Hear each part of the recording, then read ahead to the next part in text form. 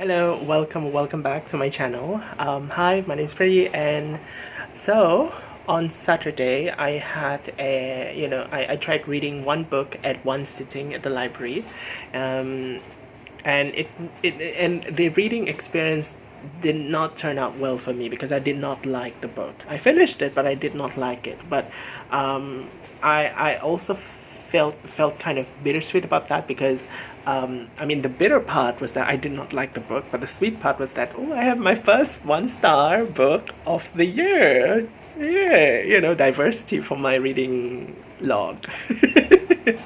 But anyway, so I had another run at the one sitting reading experience at the library on Sunday, the next day, and this time the reading experience was much better compared to the one before. And so in this video I want to talk about that book, and also I want to talk about the other book that I finished like some hours later. So that second book is going to be the Mario Vargas Llosa book that I read, that I started like a few weeks ago. Anyway, so the first book that I wanted to talk about, which was the book I read at the library on Sunday, was a YA novel. So basically how I picked the book that I was going to read was that I just went to a random shelf, and then I just grabbed like the first short thing that I could read feasibly within like 1 to 2 hours, that grabbed my attention. And so what grabbed my attention that day was this YA novel called The Shadows of Ghadames. So this novel was originally written in French. It was written by Joëlle Stolz, and it was translated to English by Temerson. And this book is about this young girl. She's 12 years old. Her name is Malika, and she lives in this city called Ghadames in Syria. And I think, if I'm not mistaken, the story in this novel takes place like quite some time ago, because the characters in this book, they are written as not using electricity. So electricity wasn't really a thing in the story. They were still using stuff like oil lamps. So I think the story takes place like quite some time ago in the past. But what happens in the story is that we have this young girl named Malika. She just reached this 12 years of age, which is also kind of like the age described as one of the characters in the novel as the age in which girls would become wives in this society. So something we learn about this society is that it is quite conservative, and there is kind of like gender segregation going on in the society in here. Gender roles are very strictly enforced. Boys and men are expected to do different things, whereas girls and women are expected to do different things. They are confined to the lives of the walls of the home, whereas boys and men are allowed to like go outside, work outside, travel around. So the main thing about the main character in this book is that she, Malika, she really wants to learn how to read and write. And learning how to read and write happens to be a thing that girls and women are not expected to do in this society. But Malika just kind of has this really strong lust and urge to learn and also to travel. And because she is not able to physically travel, the next best thing was to learn how to read and write. But she just does not have the opportunity to do that. It is not until one day when her father has left for travels, business travel, because her father is a traveling merchant, an unexpected visitor arrives at Malika's household. So with the arrival of this visitor, Malika's life just sort of changed somewhat, because her ambition to learn how to read and write is sort of, in a way, positively affected by the arrival of this visitor. So yeah, that's kind of like the gist of what's going on in this novel. I thought that this novel was quite pleasant to read. The kind of ideas, especially the feminist ideas that are related to freedom to have like agency over one's life, the freedom to learn, the freedom to work. All of these things are kind of discussed in this novel in a way that I think also fits with the attitudes that the characters have in this particular society at this particular time. Much of this novel is actually focused on the female characters, which I thought was quite interesting to see. But you can also get the sense that this novel really wants to put the focus on the women and also the women's experience, and how it kind of elevates their voice in such a way that you hear mostly what they think, and how they respond to the kind of rules that are imposed on them. And this aspect I thought was kind of interesting as well, because the various female characters in this book, they don't all think the same way regarding the kind of rules that women are expected to abide by in the society. Like the main character, the 12-year-old Malika, she has certain opinions about certain things, but her mom has a different opinion, a different set of opinion on certain things. Malika also has kind of like a second mom of sorts, which is who happens to be the co-wife of her father, right? And this co-wife also has certain, like, a different set of opinions regarding the societal rules that were enforced at the time. And there are also other female side characters. And the unexpected visitor that they have happens to be in the form of a man, without really giving a lot of spoilery details, a man from a rather foreign setting. How foreign, I'm not gonna, I'm not gonna say. You just, if you are interested to find out, you can read the book. But because of this, there is also a different set of values and opinions that come into this household, at least for the time in which this visitor enters this household. And it's really interesting to see how these characters, with their different sets of opinions, their dynamics just kind of bounce off each other. So I find it quite interesting. I wouldn't say that the ideas explored in this novel to be particularly fresh. Most of the things are just concepts or ideas that I would say a lot of us would have been very familiar with already. So it's not exactly a book that I would consider as quite challenging. Which I suppose isn't too surprising, because it is a young adult fiction after all. And, considering the audience, it's probably fitting. But to me, it's mostly just felt like a cozy read. The plot itself, I thought, is just, it's okay. Like, I thought it is well planned. Whether I felt very emotionally invested in the story, I wouldn't say that I was like 100% emotionally invested in it, probably just about like 70% at most, because yeah, it is a rather simple story, but it is pleasant. It is pleasant enough to read, and I do enjoy it to some extent. So yeah, one thing though that sort of bugged me a little bit.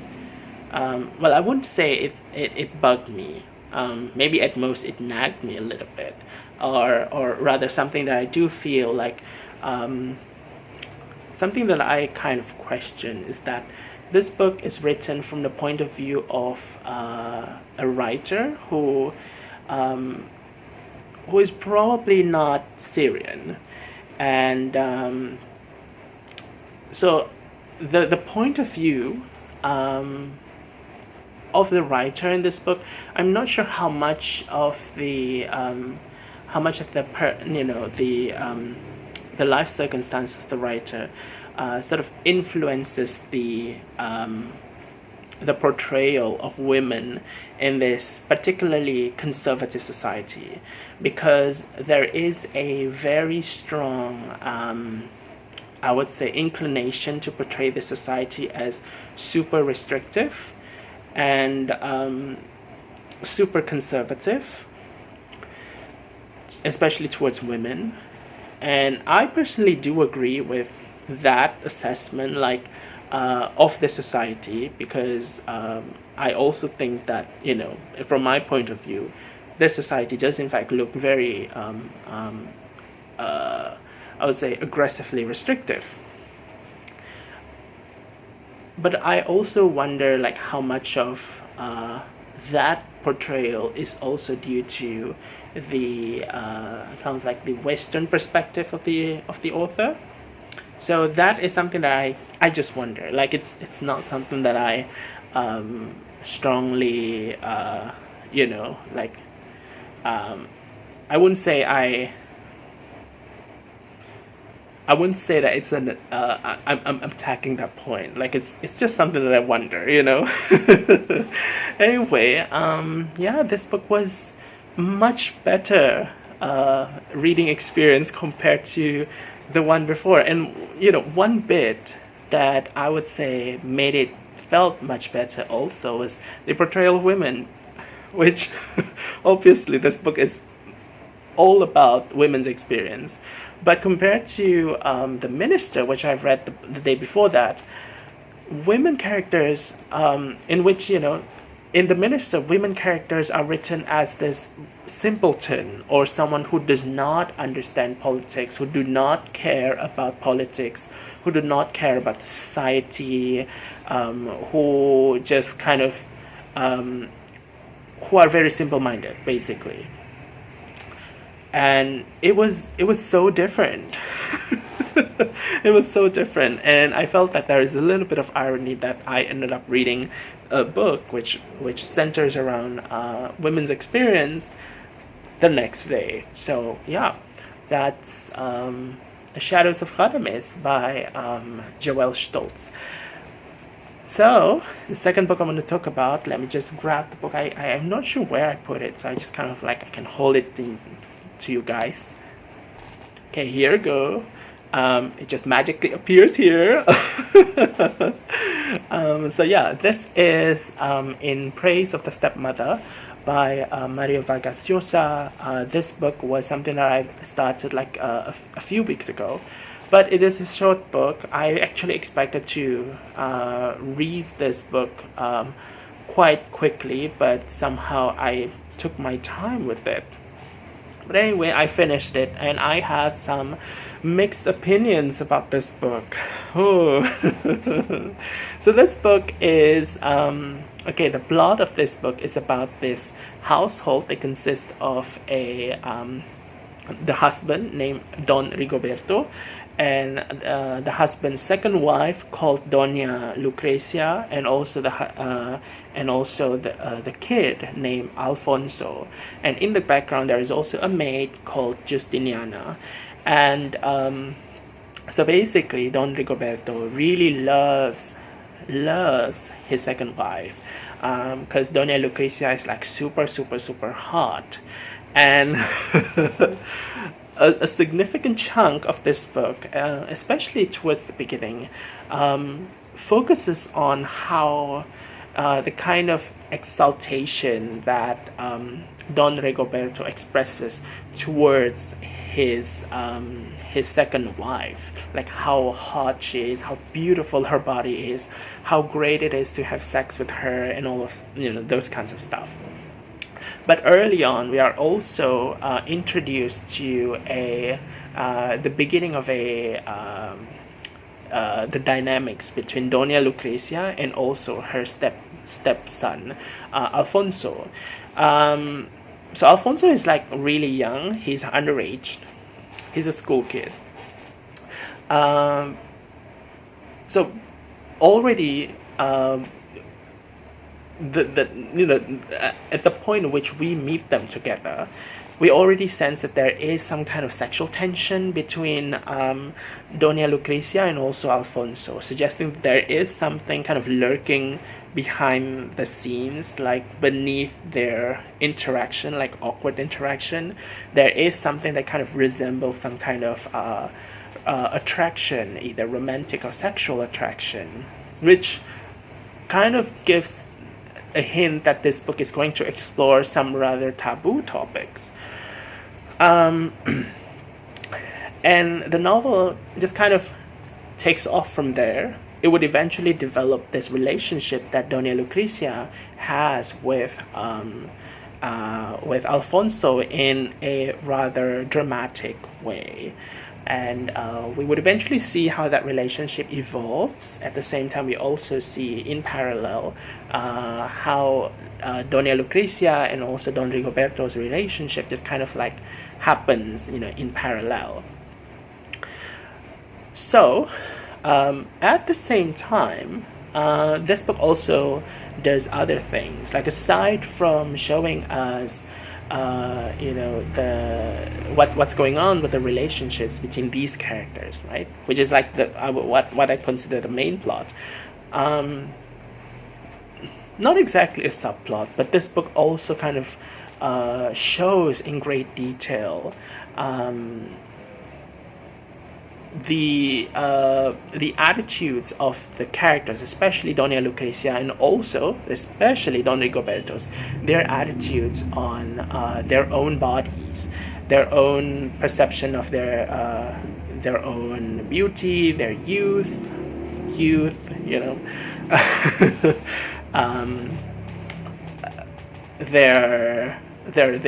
their physical selves, right? And to an extension, their performance in sex, for example. And so we end up seeing things such as very detailed description of sex between these two individuals, especially, and also very detailed description of Don Rigoberto's self-care routine. His grooming, like, plucking hairs from somewhere, like cleaning his nails, brushing teeth, going to the toilet and stuff like that. Very detailed way of, writing these things. To an extent in which I felt like it's almost kind of like a parody. But at the same time, I'm not sure if it's really a parody, but there is a blurb at the back there that kind of uses the word parody. But Los Angeles Times wrote here, Vargas Llosa has written a genuinely erotic story, which it is, and a wicked parody of one. So I kind of agree with that to some extent. There is this really over-the-top use of highly poetic language, really flowery language, to such that it almost feels like it is mocking something, which kind of felt interesting to me, because I like stuff when it's mocking other things. But yeah, the writing certainly is quite poetic, and that's something that I notice in here as well. I do enjoy reading some of these, some of the prose here, especially when it comes to description of Don Rigoberto's grooming session. It's like written in this really excruciating details. Like even the more revolting details are written in such microscopic detail that I just kind of not know what to think. I thought it was very interesting, right? So that part certainly was something that I consider to be something that I appreciated. But combined with the story, though, I do find that the whole thing to feel kind of cold and distant. But before that, I'll talk about that later, that coldness. But I also want to add another detail, is that this book also contains artworks, classical artworks. Not just classical, actually. There are some modern artworks as well. But the idea is that Don Rigoberto has these artworks at his house. And so basically what happens is that in story, the characters would kind of reference these artworks and kind of tell their stories, express their stories with reference to these artworks. Like this one, for example, it is called Candolis, King of Lydia, showing his wife to Prime Minister Gagis, 1648, by Jacob Jordaens. And so basically the narrative that is written around this artwork is kind of like to show how hot the queen of Candolis is. And Candolis is kind of like written as the parallel of Don Rigoberto, and the queen is like the parallel of Doña Lucrecia. And basically what it seems to be expressing is that Don Rigoberto just wants to wants people to know, everyone to know that his wife is like so hot. He wants to show off his wife to everybody. And there are also other artworks in here. Just kind of want to show this one.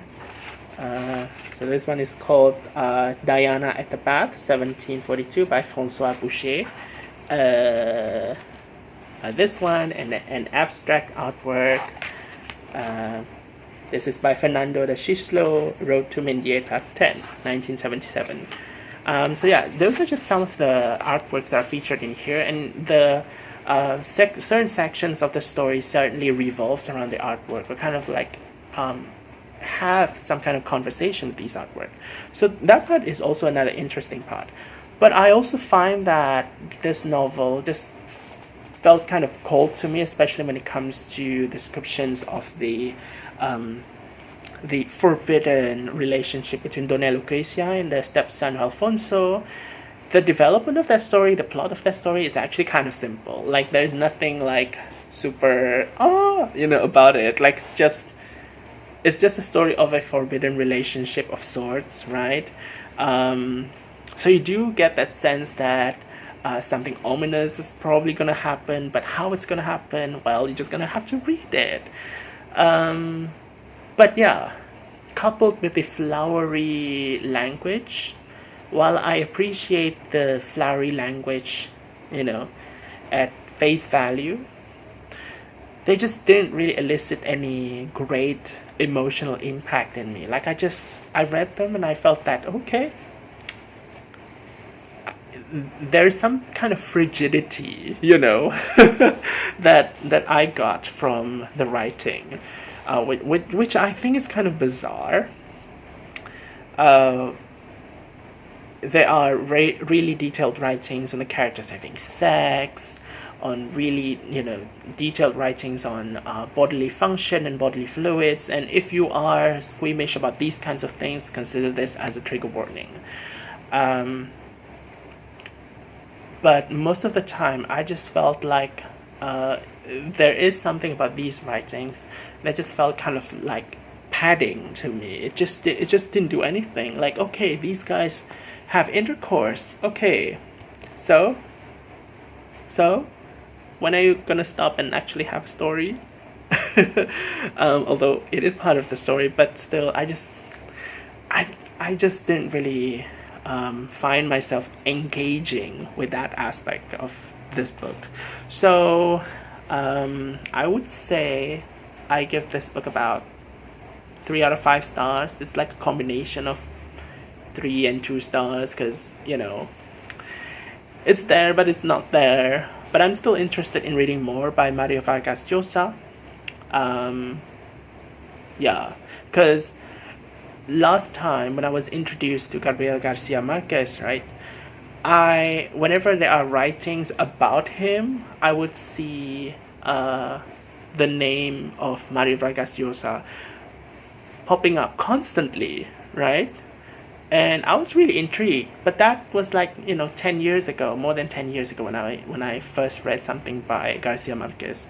And I've only read something by Mario Vargas Llosa right now. So yeah, let me know if you have any recommendation about for this author, if you're familiar with his writing. So yeah, I guess that's all. I'm going, you know, those are the only books I'm going to talk about in this video. I'll see you again in a different one. Yeah, what I'm currently reading right now, let me just pause this. Yeah, what I'm currently reading right now, I am almost halfway into this novel. This is called Almond by Won-Pyung Sohn. Translated from Korean to English by Sandy Joosun Lee. It's quite engaging. So who knows, I might finish it today.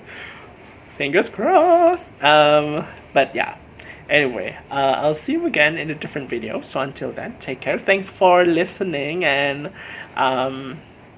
yeah, bye.